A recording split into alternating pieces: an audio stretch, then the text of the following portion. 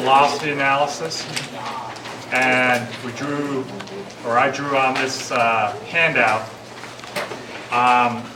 After class, what I did was I scanned this and I put this on Blackboard, okay?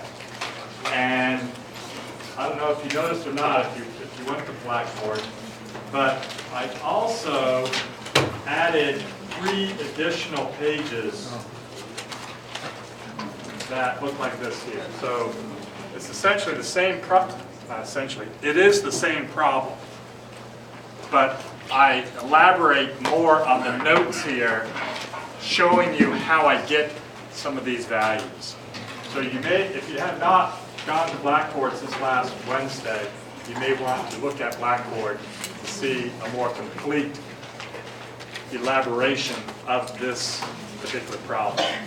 Because I have, like I was saying, 3 additional pages that essentially cover everything that we did here, but it hopefully explains it in a more elaborate fashion. Okay? Are there questions on this particular problem that we did? All right. So let me show you something else while I have this one up here. And you define these instant centers, and you can certainly measure them. You can draw this thing out, you can measure them. But there's another way to do this if you want to. And that is use some type of computer-aided design tool to go ahead and look at some of these things.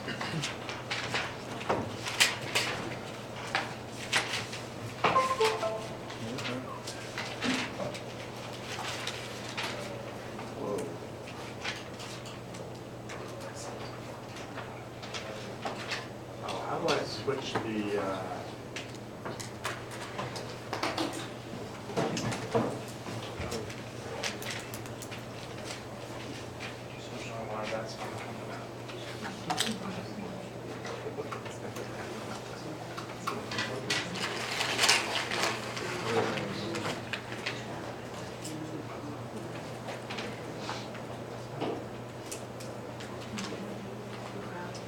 all right.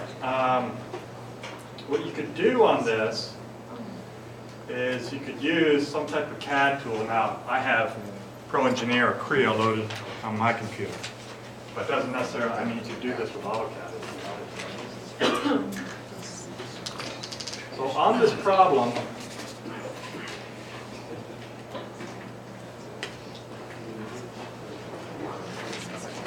let me just show you how to set this thing up.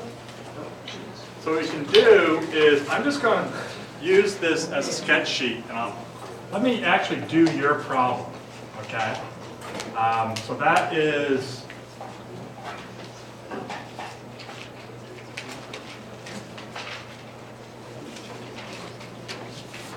so you are to do row C.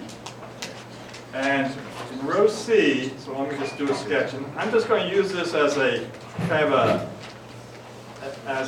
just a sketch on the side here.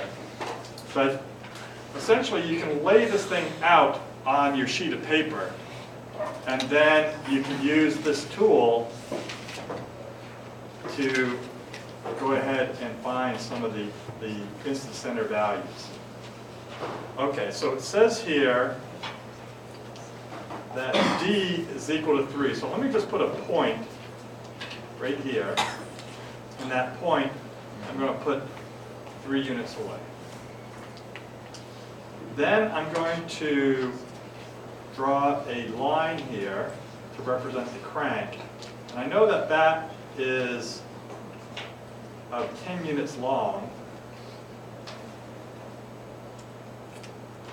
And it's at 45 degrees.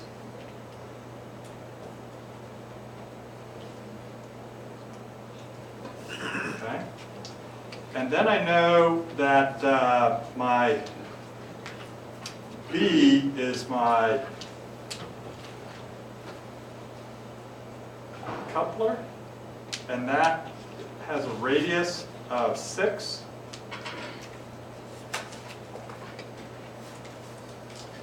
And then I have another circle down here. That is my output, and the radius of that is the length of that output, which is 8. I then see where these things intersect, and I can actually draw these lines here.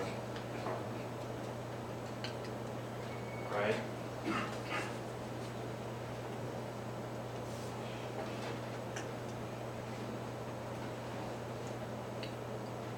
And that is my position analysis. Okay? Did I do that right? Let's see. So I drew this circle here, this circle here, and I have over here. So now I can erase the circles if I don't want to see those.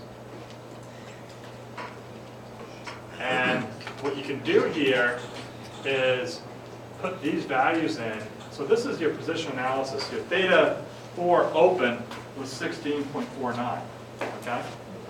And this right here, if I put a center line just to represent, so my theta 3 open was 53.13, okay? So that's how you do your position analysis, Mark.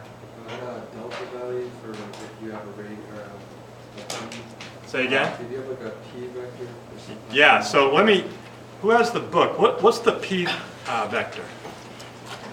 Tell me what the P length is and the delta. It's and delta is 80? So the P is what's the 10? 10, yeah. 10. And the delta is measured from here, right? Yes. And that's 80. I want to get rid of this string. That's 80. Okay. So now we have that too. All right. So now what we're going to do is find the instant centers. So on the instant centers here, if you go ahead and intersect these two lines here, that right there is I-13. Okay? So if I draw a line, so your distance from I-13 up to here, so I-13 to I-23 equals 11.78. So you may want to jot that down. I-13 to I-23 equals 11.78. Right? So let me go ahead and start writing some of these values down. And I'll flip over to this sheet here. Let's see, today's the 16th.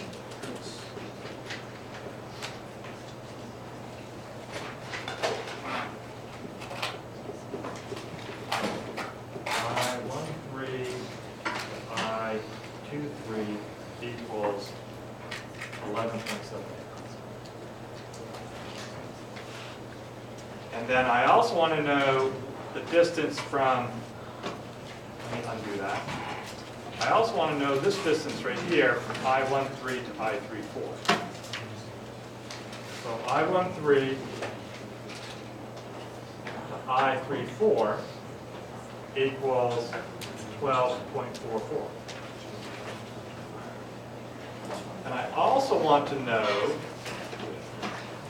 this distance. If I draw a line from 1,3 up to the end of P, that line right there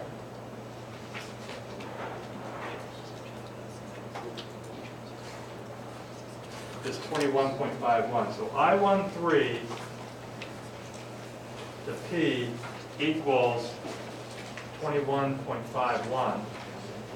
And if I want to, I can then put a center line at the end of this thing.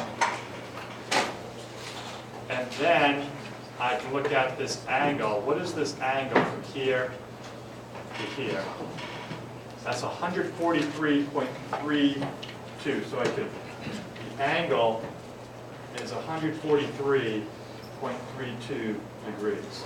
Now, you won't need, I mean, that angle will be useful later. You may not need that exact number, but you can use that value to get the direction, the velocity of P.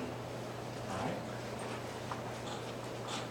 Because your velocity of P is going to be perpendicular to this. It's either going down like this or up like that. All right? So you can use that angle. Okay, so let's undo that one. And let's go ahead and back out of this. So now I'm back to where I was before. Now I want to look for I24. So on this, draw a line from here over to here. And if I take and trim this line here down to here, that is I24 right there. So this distance from here to here is 12.37. So I can write down that I12 to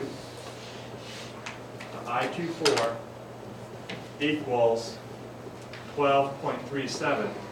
And likewise, I14 to I24 will equal 12.37 minus 3, so that equals 9.37. All right?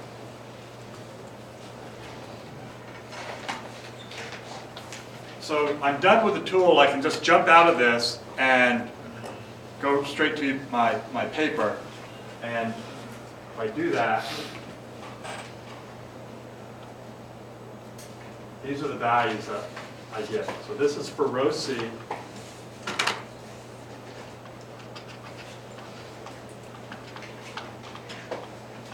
This is for your homework problem. I got I13 to 23 is 11.78, 13 to 34, 12.44, 13 to P is 21.51, 12 to 24 is 12.37, 14 to 24 is 9.37. All right? So that will be useful information for you to complete your homework problem. I still would encourage you to sketch the thing out on your homework problem and lay it out to make sure these numbers are close, but they should be, these are spot on. Your drawing may be slightly different than this, but these are spot on. All right? Questions on what I'm doing up here? Okay.